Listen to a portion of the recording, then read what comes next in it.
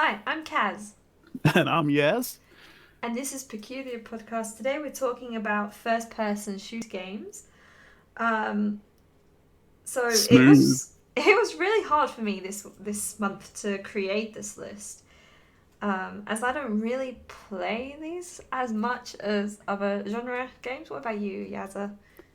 I went through phases. There's good games and there's awful games, and I always ended up somehow playing the awful games. And then eventually I found one good game, and I was like, right now I'm going to never play another first person shooter ever again just because I don't want to spoil what good things this one game had. Yeah, Yeah. yeah, I get that. Yeah. I get that. So I'm gonna just jump right in and tell you my number five. I actually couldn't choose between two games, and that's really bad. But the reason for this is I don't play these two games, enough for it to become a proper game, if that makes any sense. So mine is Overwatch slash Minecraft, which I know Yaz is kind of like cringing inside. But Dying inside. same, Beyond cringing. same thing. But Minecraft is considered a first person shooter, and if I played it more, it would actually become a fully number five. However, Overwatch is one that I kind of dip in and out of occasionally. Um, Used to play every week, every day even, and now it's kind of whenever, really. But Overwatch has all the heroes in it, which is great. I loved kind of the art style, things like that. And then, yeah, not really much to say about it, really. Um, so yeah, what's yours? I, I mean, I'm still cringing over the whole Overwatch thing. I um, okay, yeah. I think my number five is probably equally cringy. It's nowhere near as bad as Overwatch. In fact, there's a SWAT Global Strike Team on the PS2. I think it was a PS2. I'm sure it was a PS2. The SWAT Global Strike Team was, yeah, a game where people did things and stuff. Mm-hmm. And Mm-hmm. the thing about SWAT was I always wanted when I was back in them there good old days when I was a wee whippersnapper. I was always looking for a sort of a tactical shooter kind of thing. I was sick and tired of all the sort of army games you were just running around with a gun, getting in people's faces, going boom boom, and either you're dead or they're dead, and that's the end of it kind of thing. And the thing about Yeah. SWAT Global Strike Team was it was the first game I played where you actually had smoke bombs and tactical gear and strategies, and you could breach a door and you could do all this kind of stuff. And I was just like, yeah, this could be exciting. And then I learned that I had two AI team members on my team, and that's where everything went downhill. Oh, those AIs. Although I did learn very, very early on that because you can command these AIs and you tell them where to go, what to do, and when, as soon as the level started, you can say, you stand here. And I go play the game while I stand in a corner waiting for the next command, which never comes. And they spend the rest of eternity just stood in that corner facing the wall doing nothing but wait. And that is one of the most beautiful things. That is the most useful the AI will ever be on SWAT Global Strike Team. So take note of that. Wait, could you actually control them to just stand in the middle of everything and just get shot at constantly? Yeah, I mean, don't last very long if they're getting shot at constantly. But if you lose one of them, if one of them get downed, that's the end of the level. You have to start the whole thing again because Oh. the entire world is doomed if one nameless AI gets shot at too much. Um, Wow. so yeah, at the start of the game when you're in that little safe zone, you can be like, okay, you stand there, watch that wall in case that spider moves. And they're like, yes, sir. And then they stand in the corner, and then you go play the game and do everything, and you know you're not going to lose because your AI ain't running around in circles in front of everybody going, shh, look, I'm being stealthy. And you're just clear, you're in the clear. Yeah.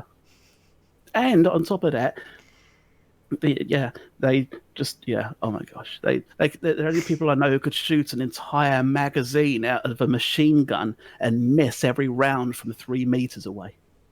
Wow. Yep, Wow. AI. AI for you. So yeah, SWAT Global Strike Team number Nice. five. Nice. I actually think you've got this on your list. I'm pretty sure you've got this on your list. My fourth is actually Borderlands 2. Oh, close. Wait, fourth, Borderlands 2. Yeah, I have reasons. I have very Yeah, many reasons. first, second, and third had better be blooming good. They are. They are. In my opinion, they're good. And the reason for this is because I only discovered Borderlands 2 fairly recently, maybe in the last 2 years. Nay. I haven't played 3, so I can't comment on that. That is one that I am going to be working on soon. But for me, I just liked the comedy behind it. I just thought it was different. It was different than, like you were saying, with all these army games where you run around, you duck under a tree, get shot at a bit, and then you go and kill something, and then you have the awful multiplayer mode things. This was fun, and you could co-op it, which kind of stood out to me. I like co-op stuff, so yeah, it stood out to me. But I know you've put it high up your list, but it's fine because we can talk about Borderlands again later. Yeah, you can never talk about Borderlands too much. That's a well-known medical fact. Okay, what's your number 4? My number 4 was another tactical shooty kind of thing. It's Rainbow Six Vegas 2. Rainbow Six Vegas 2 specifically. Because I think Rainbow Six Vegas had a 4-player co-op or something. Rainbow Six Vegas 2 had a 2-player co-op. They sort of reduced it. But again, you had the artificial intelligence, and I was always a primary player with a drop-in co-op partner. So I always had primary control of the artificial intelligence, which was even more traumatizing on Rainbow Six Vegas 2 than it was on SWAT Global Strike Team, because on Rainbow Six Vegas 2 you had a whole skill system where you could get experience and unlock new guns and things by shooting somebody in a close quarters combat or from a far away with accuracy, skill points, that kind of thing. And every time one of your AI people shoot one of these enemies, you don't get that experience. So, like, instantly, I was like, Oh, see if the cobweb moves, and I'll go and shoot them all, get all the experience, get all the rewards, and enjoy the game. And they were like, yes, sir. And that's how it went. Rainbow Six Vegas 2, I think that probably had one of the smoothest duck and cover systems that I've ever experienced. A lot of the games you play, especially in a sort of prehistoric era of the early 2000s, back before fiber optic and stuff, a lot of the games you just sort of crouched behind an object, and that would count as your duck and cover. And then they actually introduced a sort of duck and cover button where you actually hold something down that you get behind the cover and you're actually there. And you sort of, yeah. And Rainbow Six Vegas 2 had this beautiful, smooth animation. Oh, you're dipping in and out for me. Dipping in and Oh, out, you thingy, yeah. Don't know what I'm dipping in and I'm dip always dip, dipping in and out. dip dip. Come Dop, back. dop. Hello, Oh, we can you hear sound like the me? flower pot men. Hey? We sound like the flower pot men. Bill and Bear. Flub, lub, lub, lub. Blub, blub, blub, blub. Sorry, you were saying before for some reason you dipped. Carry on. I actually agreed with you because I only half heard what you said. I was like, yeah, the dipping in and out from behind the cover. Sorry. Was actually that game the one where you could how do I word this? Use a rope and then swing down from the ceiling and shoot people. Repelling, yes. That's the word. Rainbow Six Vegas 2 got strategic enough to have repelling. It's actually necessary in at least 2 of the missions, I think. You had to rappel down a side and try to shoot through the window to get them down instead of going through the front door because it was just that heavily covered. And yeah, it's like the door has a whole 2 people standing guard. So what you're going to do is hang from a rope off the side of a multi-story building and shoot through a piece of glass and use that as your cover against the rest of the 50 people that obviously ain't going to shoot you because they don't know you're there until you've shot the first bullet. But it's much safer than breaching a door with only 2 people covering it. Ah, fair enough. Because logic. Kiss logic.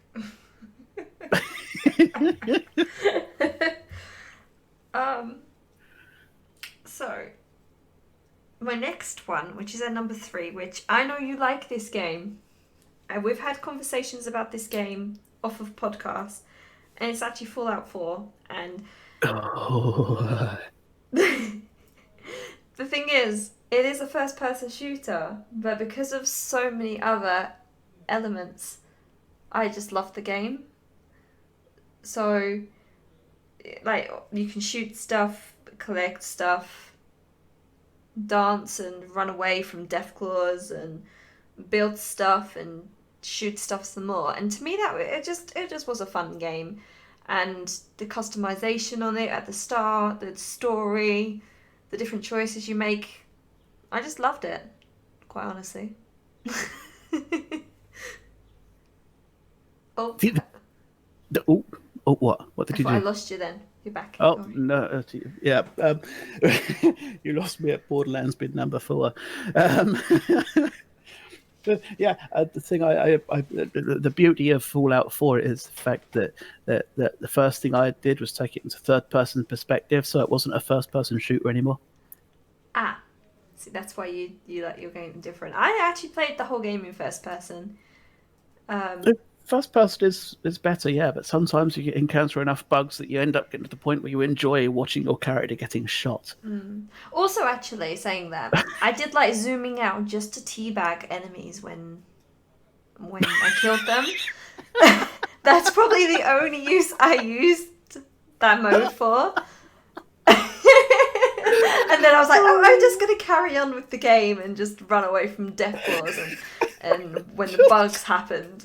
But yeah, when I got the game when it first came out, and the amount of bugs, holy moly, there were so many bugs in that game, and some of them are just hilarious. I remember once I went into I think I told you about this before, but I went into the glowing sea, and this deathclaw came out of nowhere, and I started shooting it, and then it flew up into the sky, died, and landed on top of me. I was like, oh, I was terrified. It was the first time I'd ever seen a deathclaw, apart from that bit at the beginning where you get your power armor. And I was petrified that this was going to happen every time. But yeah, great game. Yeah, I remember. I'm always a cautious player, so my first encounter with a Deathclaw in that power armor near the start, after going through the museum, was entirely different to everybody else's. Because as soon as I got into that power armor, I switched to a sniper rifle of some kind that I'd picked up, and I sat on that roof shooting everybody from about a bazillion quadrillion meters away. Yeah, that Deathclaw gets triggered after you've shot so many enemies. So, Oh. my first experience of that Deathclaw was it springing out of a hole and me just seeing a handful of pixels far off in the distance, thinking, oh, something bigger is moving.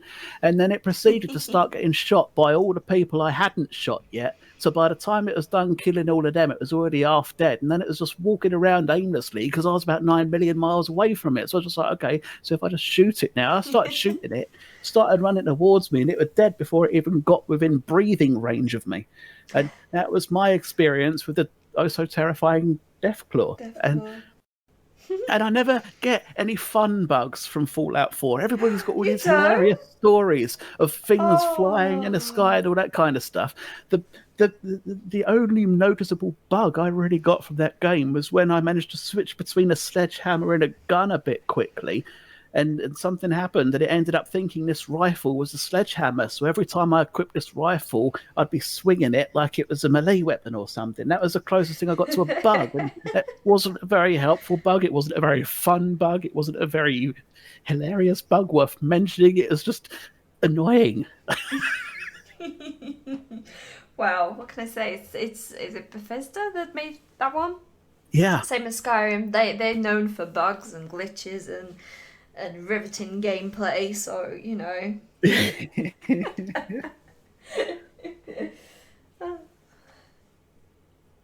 So, what's are we on the third one now?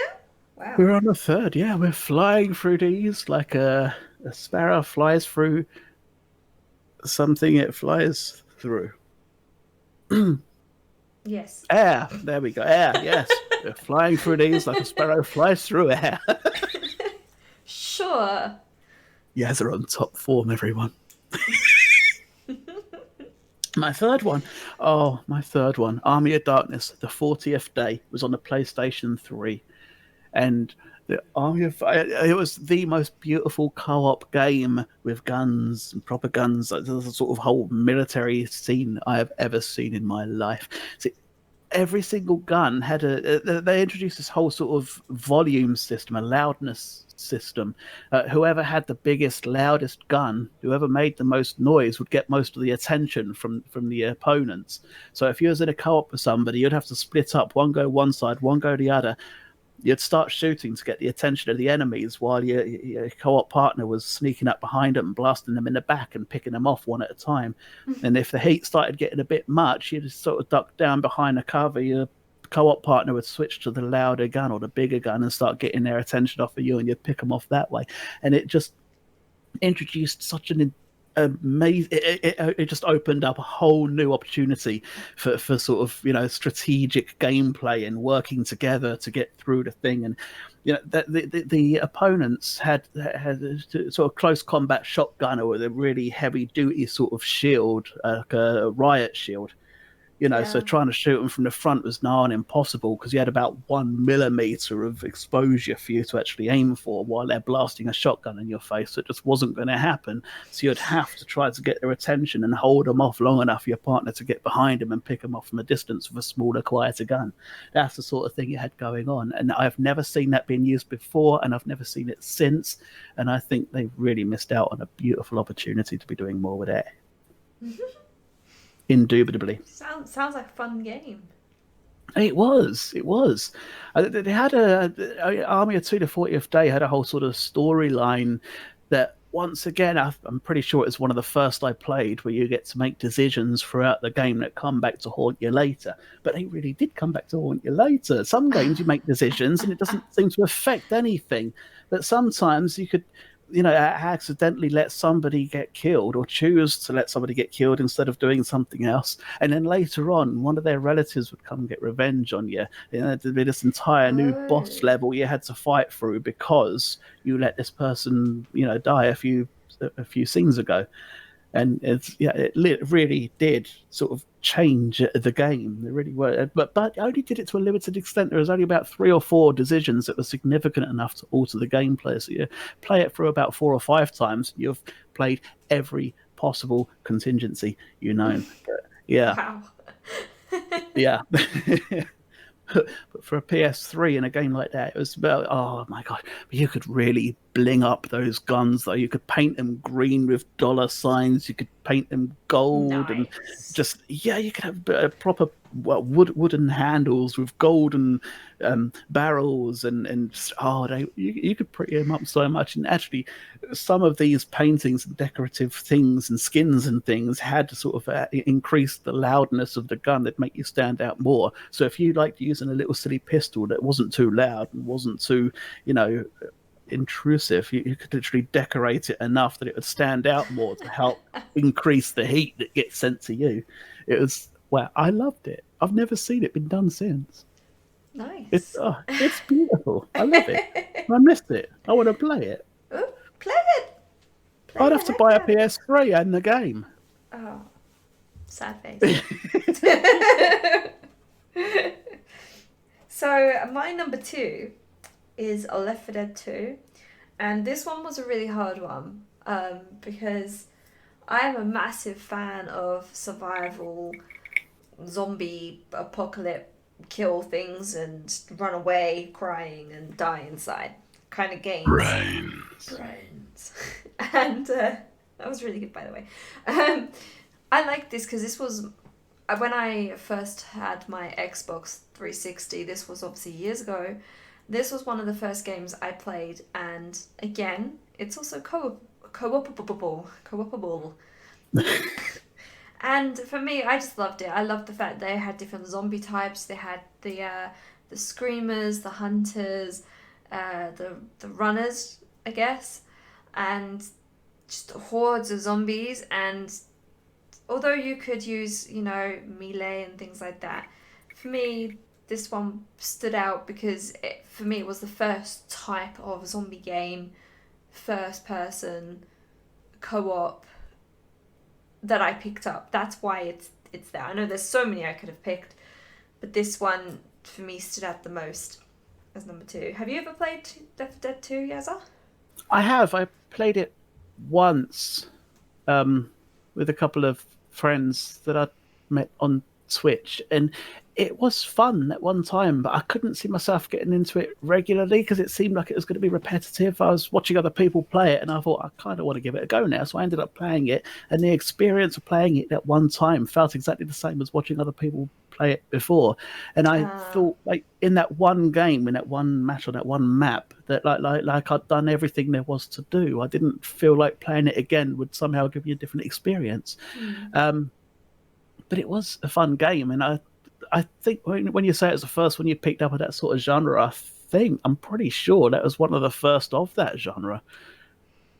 Yeah, I'm pretty sure possibly. that was one of the first. I think it's sort of, I can't remember exactly, but I think it was sort of 2004, 2005 ish, and I'm pretty sure it was one of the first person sort of zombie apocalypse, including melee weapons, there really was. I'm pretty sure even Yeah. Dead Island was sort of 2006, 7-ish or I something. think I can't Dead remember exactly. Rising also was around that time, but oh, aeroplane, sorry. Wow. Cracking aeroplane, that's low fly. That's going through your living room, wasn't it? Yep. So stop for a cup of tea. I just got to go serve the aeroplane. I'll be right back. um, Jeez. so Dead Rising was also another one, but obviously it's not first person. But that was around the same time, roughly, that they came out. So for me, yeah, it was one of the first genre of that type. So it really kind of gripped me into the stuff that I love now, like The Last of Us, the first part, like things like that, Dead Islands. So yeah, it really gripped me. Yeah, Dead Island is a sweetheart of a game. I didn't include it in my list because I didn't consider it much of a first person shooter just because you're like over halfway through the game before you get to actually really shoot things. But That's true. yeah, it's more of a first person swinger. Yeah. Yeah. Yeah. Yeah, I get you. So, what is your number 2 then? No, my number 2 has to be Far Cry 3, Oh. specifically 3. Far Cry 3. I absolutely love the most. My favorite part of Far Cry 3 was taking over the camps. They've got so many different ways of taking over the camps. I think there's 15 or 20 of them around the map that you can take over, and once you've taken them over, you own that sort of territory, the area Oh, surrounding it. okay. So you don't get enemy vehicles traversing around your camps. And there's sort of save points as well. You can save the game there, and you can stock up on your ammunition, buy new guns, that kind of thing. And I love the strategy behind it because you could go in there, guns blazing, flamethrower bombs, and just explode everything and do it that way. Or you can do it stealthy and sneaky. And if you're clever enough and quiet enough, you can do it without being spotted. But they've got the alarms as well, got the little trigger alarms. If you get the attention of one of them, you can guarantee another one of them is going to run off and try to trigger the alarms. And you have the option of trying to disable the alarms from a distance with a sniper or a bow and arrow or something, or you can sneak in there and disable them right there underneath their noses. And oh, it's so dreamy. And the whole but the wild animals got right up my nostril. There's so many occasions because you've got wild animals like rhinos and lions and tigers and dangerous lizards and things like that. Yeah, I'd be sneaking up on their camp. I'll be taking so much detailed information. So we've got 2 patrolling over there. We've got 1 person patrolling over there. This one's watching this area, so I could sneak up. And I had this perfect strategy put into place. There were 8 of them. There were 2 alarms. I could go around there. I could pick that one off, and then I could disable that alarm, and then I could sneak around that side. And I was thinking, okay, so all I need to do to get started is to sneak around this side. And then all of a sudden, this whopping great big badger was just like ripping on my ankle, and that was it. I panicked and jumped, span around, shot it with a shotgun. Who's over there? And the entire thing was everybody was just like running towards towards me, alarms going off, there are vans coming in, jeeps flying, bombs shooting, people with Molotovs lobbing flame liquid at me, and I was just, because my entire dynasty come crumbling down, and like, there are 45 minutes of planning and perfection just completely destroyed because of a poxy badger. Oh, it was so depressing. But, but Far Cry 3 was also the only game I know that managed to find a way of throwing in crafting as more of an afterthought than anything. They've got this crafting system, but it's sort of, you kill a pig and then you can, you've got some extra room for ammo. You can make an ammo thing, or you kill two kangaroos and you can use a kangaroo skin to hold more arrows or something. And I could just imagine, I could just imagine once they'd made the game, there was one developer who was like, no, before you put it out, we need crafting to the rest of the team. Everything's about crafting now. So the rest of the team were like, okay, so kangaroo skins let you carry more ammo and pig skins let you carry more guns. Perfect. Now put it with crafting on the cover and ship it out. Do it. We're done. Wow. That's good. Yeah, literally, you can circle half of the map once for about an hour. You can kill a couple of elephants, kill a couple of rhinos, kill a couple of kangaroos, kill a couple of badgers, and that's it. You've got everything you can make. Everything's done. You've got room for more ammo, room for more medication, room for more guns, and there's nothing else. That's it. So then they're just inconvenient. Then they're just inconvenient.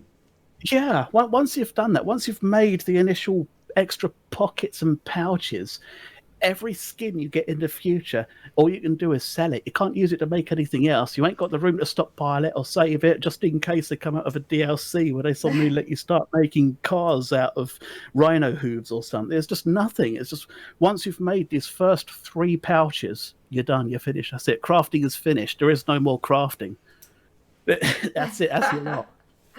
Wow.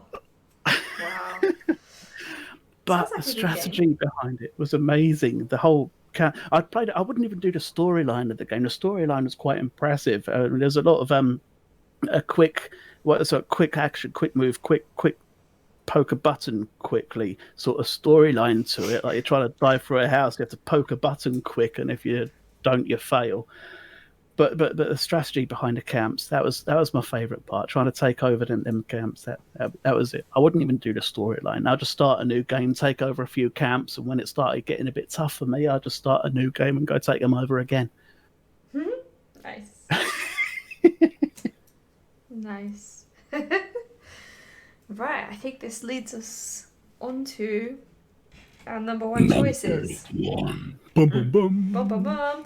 So I'm kind of doing a little bit of a cheat here because my number 1 actually is 3 games. Whoa. But they're part of a trilogy, so sorry. Trilogies you can get away with. It's the BioShock trilogy. And I just loved this trilogy. The second one for me was the worst of the 3, just personal opinion. But I used to love the fact that you could go in, you'd shoot things. I think you had melee as well, if I remember correctly. You had powers, that kind of thing. But it was kind of like, it was a story-based game, but you had to collect things, so it kind of had like an RPG sort of element to it.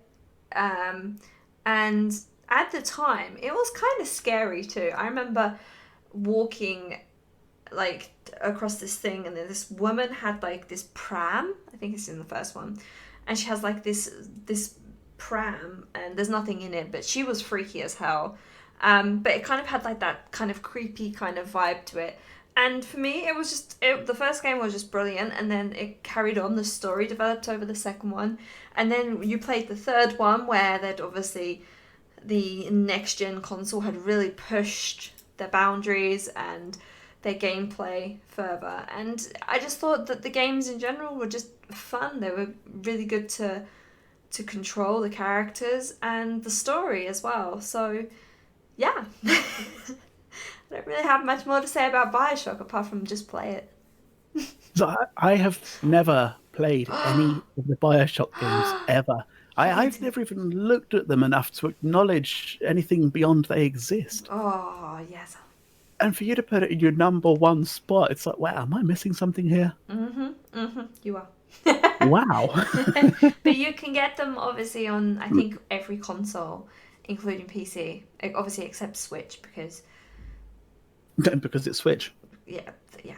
Um, but yeah, they're normally pretty cheap as well. But they're just fun. And they're just some parts of the game when you have loads of splice. They're called splicers. These enemies. Um, and you're just like you kind of get overwhelmed with it, and then after a while you're like, yeah, I'm kicking some butt. It's kind of that kind of feeling. I don't know if anyone feels that way about Bioshock, but yeah, that's my thought. Smooth. An entire trilogy of Bioshock. Yeah. I like that. What's yours? Not Bioshock, My clearly. my number one was not Bioshock. No, Damn it. I think my number one I had to go with Borderlands. I mean, the first one specifically, just because it was the first one that was a reason why the second one and the third one even happened. But the first one, the first Borderlands, to my knowledge, was the first one that sort of fused the RPG style of character building with the first person perspective. I forget who the developer was now. I think it's Is it was it 2K? Pitchford? Randy Pitchford was it was 2K, yeah, but Randy Pitchford was a guy who initially come up with the idea because he enjoyed games like Ultima and Diablo with the character building features and the skill building, that kind of thing, and he also enjoyed first person shooters like Duke Nukem 3D. Nice. Now, at that sort of time, the RPGs were always viewed as sort of long-term games with the sort of slow character building aspect, and the first-person shooters were always produced as sort of short-term, quick match-style games. And because he liked them both so much, he decided he'd try this whole sort of bringing a RPG long-term thing together with the sort of first-person shooting aspect. And when they started development way back in 2005, it was originally pitched as Halo meets Diablo. And Oh. yeah, I was just sold at that point. I was just like, yeah, I'm in there. I'm in. But the fact that you got about, I can't even remember now. The first one had four different characters, didn't it? We had the sniper, we had the commando, we had the uh, the siren, and Brick, the tanky guy. Yeah, I remember now. Oh, I didn't But play the first one. My bad. uh, I haven't played the first one. I've only played the second. yeah, how could you skip to the second? The story. It was on sale. You have to play the first one to understand the story and half of the characters and what's happening. You play through the second. When I played through the second one, I don't want to go through no spoilers, but there's one point in the second one that absolutely gutted me and made me genuinely, legitimately cry because one of my favorite characters from the first one got himself into a bit of a pickle, and like yeah, and it God damn was it, Claptrap. traumatizing. Girl, Claptrap's always in pickles. But yeah, I think Claptrap has to be my favourite character of all of them. Oh Claptrap yeah. is the most lovable person ever to exist on the face of this planet, and I don't even care that he's not actually a person, he's just lovable. This is the whole thing in the second one where he's trying to get up the stairs. Stairs! No! Oh, but again, I still haven't played the third one. I'm having reservations about the third one Same. because there's so many of the original characters from number one are just not there anymore, and I just barely struggled to felt a connection with some of the characters on Borderlands 2. But Borderlands 3, there's a whole bunch of new people who I can't even feel like I could begin to click with. I'm looking at all their skills and I'm looking at the personalities and things, and I'm thinking this is just turning into another one of those blooming Overwatch things. I don't know if I like this. So I kind of held off the whole Borderlands 3 thing until I feel like I can handle the disappointment that I feel is sort of in sight when I do. Yeah. Fair enough. Um, so I've got one here from Boxing who gave me his top five, and I gotta say I forgot about this game. Otherwise, it would have been considered for my list. But Halo 2, he says. I used to love the Halos. What about you, Yasla? Yeah, again, Halo is one of the ones I've never played before. Ugh. I did ask one of my friends. I've got a friend who does a lot of gaming, and I said, doing another podcast. What your favorite first person shooters? And she was like, oh, Halo, definitely Halo, just Halo. There was nothing else to the list. It was just Halo. I was Just like, Halo. okay. I've never played Halo. Oh, damn. Yeah, no. This. You need to get on your Bioshock and on your Halo, Yasla. See, I always assumed Halo was a sort of a arena MMO thing where you just jump in, shoot No. people, and that was it. There's That's what stories. there's stories. There's like a campaign kind of mode, single player mode, but it's some. I don't know about the first one off the top of my head, but they're co-opable as well. So you could play them in the co-op form, whatever. Um, Ooh. yeah, and the soundtrack. Oh my god, the soundtrack alone. But also, it's a game known for funnies, funny glitches, bugs, stuff like that. And honestly, it's just a fun game. If you haven't tried it, I think everybody needs to experience a Halo game at one point. Just even for like a minute or two, just to experience it. That's all. Smooth boxing with a Halo. See, this is the first I've ever heard of anything of Halo being sort of cooperative in a storyline kind of thing, and that's got me sold already. Now I actually want to go Yeah, through the effort of almost nearly considering thinking about trying it one day, maybe. yeah, do it. Why not? If I didn't have a potato of a PC, I would join you. But That's almost knocking the performance of a potato. hey, We've had potatoes running Doom on calculators in the past. I'm gonna have to plug loads of potatoes to the back of my PC, aren't I? Just to get this to work. I don't I'll know be if a growing a PC can potato handle the farm. power of a potato. I don't know. There's been one in my cupboard that's been there for a while. It's been grown. Hybrid life forms. Your own ecosystem in the back of the cupboard there.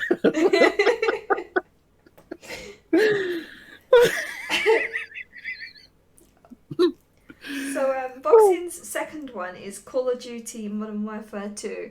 I haven't played this one, but I'm guessing, because I know Boxing very well, I'm guessing he means the story mode rather than the multiplayer mode. Because obviously Call of Duty games all have that multiplayer element to them that personally Yeah, I don't get it, but it's so popular with people.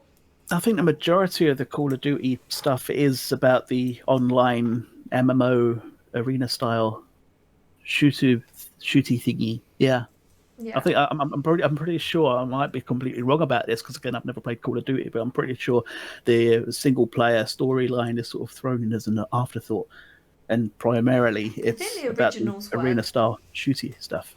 I think the original games were purely about the campaign, but as obviously technology has evolved, and I think it was primarily when we got to like the PS3, Xbox 360 consoles, that's when the multiplayer side came in more, and it did steer away from the single player mode and went more to that because it was bringing in more people to play a game that you could play with like whoops play with like 30 people or whatever it is and shoot them from like a banana shack at the back of the field, you know? So I think for those people who enjoy that type of game, it brought a lot to them. And that community have kind of stuck with that game and it's kind of gone up ever since. So yeah, who knows? Oh, another airplane. Hold on. I'm honestly, I think they know that every time I podcast, they have to fly over. They want to be in it. The rest of the country is saying, "Well, travel really has been stopped. I haven't heard a plane in months." And that's because they're all circling Moogle's house. I feel like it. Okay, he has got another Call of Duty one on the bottom of the list, so I'm just gonna just scribble that out because we just talked about Call of Duty. But the next one he's got at number, I'm gonna say 4 now, is Battlefield 1942 on the PC. I haven't played this, so I don't really know what to tell you about it apart from it's shooty Oh. stuff. Now, Battlefield, I used to love Battlefield. Long, long ago, I was in with the beta testing on Battlefield 3, but It's it was Oh, around it's it was Battlefield. it was hmm? Sorry. I thought I read it wrong. It is Battlefield. Yeah, it's just as well because Battlefront. I'm pretty sure that's a whole Star Wars thing. Um, Yeah. And the thing I loved about the early day Battlefield games was that the maps were absolutely enormous. They were the sort of game where you could literally be sneaking around this map, hiding behind bushes and taking cover and that kind of thing for an hour before you bumped into somebody else. They really brought to life this sort of realistic Battlefield kind of, you know, vibe. And as time went on, they decided, well, Call of Duty seems to be doing better because everybody just leaps out from behind walls and blasts people in the face with a shotgun. So let's reduce the size of our map in the hope we can steal some of the Call of Duty players. And yeah, slowly but surely those maps got smaller and smaller to the point where it's not really a map anymore. It's just sort of a Mm. room. See, I remember playing Battlefield 3 and I think Battlefield 4, but I didn't play online with Battlefield 4. I just did the campaign, which I really enjoyed. But when I did Battlefield 3, I used to play with my friends. And for me, it just felt a bit more realistic than at the time COD. A COD, you literally just aim, you shoot. This, like Battlefield to me, seemed you had to aim more, you had to consider, recoils, that kind of thing with the game. It just seemed to have more of a realistic type of feel to it. So I preferred that. Yeah. Could I just say, I was hated in Battlefield 3. People hated me because I used to join the game, go hide behind the nearest bush with a sniper rifle, and just camp there till everybody stopped moving. I never left them bushes with that sniper ever under any circumstance. If I'd been there for a good 5-10 minutes and I didn't see anybody move or any sign of life, then I'd just sneak to a closer bush. That would be it. I Oh, you was that camper. camper sniper guy. I was the camper sniper guy, and I was proud because it worked. I had a lot of kills and not many deaths. That it worked until Nice. everybody started ganking me with bombs. So last on Boxing's list is actually Bioshock. So funny that funny that people would like Bioshock. I I may be a bit definitely biased did. here, but yeah, that's his list. Smooth. That's a good list. I like the fact that Battlefield 1946. I'm impressed that game crept in there. Yeah, that was even for the Battlefield games. That was quite it's kind of a niche one. I think. Hmm. Yeah, that's smooth. Nice. I like that. Have you got the other list? The other list. The I other was list, the I Doom was list, the Doom list. Oh, the Doom the list. Doom I list. I have the Doom list hidden away somewhere. Yeah, So yeah. I posted on Twitter asking you guys for your top five, and there was one person that actually replied, and his list just A whole amazed us one people. both. Yeah, we haven't. We had responses from as many as one people, and and the response was from Ashram 54, and Ashram 54. His list was Doom, Doom 2, Doom 2016, Doom Eternal, and Killing Floor 2. I just loved it. The fact that they're all Doom games, I know. But I can see why, because obviously the original Doom, a classic retro game, and then, the evolvement from that. Yeah, I see, can see. the original Doom was one of the first PC games I ever played that wasn't Lemmings or Solitaire. That was Nice. the first copy I had was a DOS game, and Yeah. I had many days when I should have been at school at home playing Doom. It's one of the few games. It's one of maybe three games in my life that I've ended up buying time and time and time again for multiple computers over the years. It yeah. Originally I had the DOS version. Then they released a version that was compatible with Windows, and I ended up with that version at one point. Because the DOS version could be played in Windows, but some people didn't like running DOS things from Windows, Fair so they enough. ended up with a Windows version, and then I ended up buying another computer with Windows 98 or 2000 or ME or XP or one of them 90 million versions of Windows, and the old Windows version and a DOS version both didn't work on it, and they ended up releasing another version. I'm pretty sure that was one of the first versions on CD, but I can't remember because it was a long time ago, a long time ago. But yeah, Nice. at one point I ended up with a Doom complete collection that had like Doom 2, and I'm sure there was a Doom 3 or a Doom. It There might have was been a Doom. something. There was something. Yeah, there was definitely something. There was not nothing. Um, and I had way too much fun with them games. I really did. And the BFG 9000 was just wow. Once you got hold of that BFG 9000 and managed to find some ammunition for it, you were sorted. There was nothing that was going to take you down. You could take over the world. Yeah, Who knew that the big friendly giant was in Doom? Holy moly. I know, right? Oldest gun. No, if you hadn't seen the BFG in Doom, you need to see this BFG in Doom. You take a shot of that thing, just this giant diamond of green just like floating across the room, and anything in its path would just be like, nope, not here anymore. I'm just a puddle now. Nice. Oh yeah. The BFG 9000 was the pinnacle of military warfare of DOS 1992. Yeah. Right, so um, that is it for today, I guess. But we've talked about Games. games a lot. Yeah, that's not what I was gonna say, but sure. So for next time, we're going to be talking about the top five survival games. So if you have a top five, please put them in the comment section so we can, look at them, discuss them, and have fun, I guess. What do you consider a survival game? Because I definitely considered playing games like Hotel Manager a kind of a survival experience. Because if you Yeah. can get through Hotel Manager without throwing your PC out the window, I feel like you survived something there. Like something where you have to, like, it could be resource management, it could be trying not to die, if that makes sense. So basically any game ever.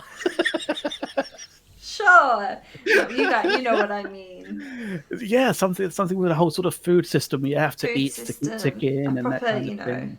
Which means Minecraft could once again feature. yeah, probably, most Smooth. probably. So yes, thank you guys for joining us.